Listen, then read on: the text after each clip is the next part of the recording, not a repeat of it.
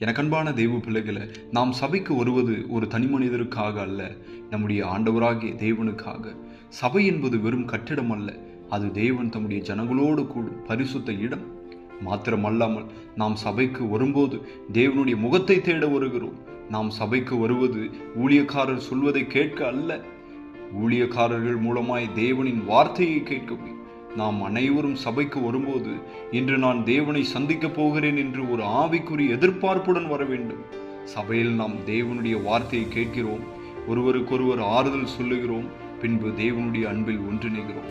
அன்பான சகோதர சகோதரியே, இனி நாம் சபைக்கு வரும்போது இதை நினைவில் கொள்ளுங்கள். சபைக்கு வருவதென்பது ஒரு தனி மனிதனுக்காக அல்ல, தேவனுக்காக.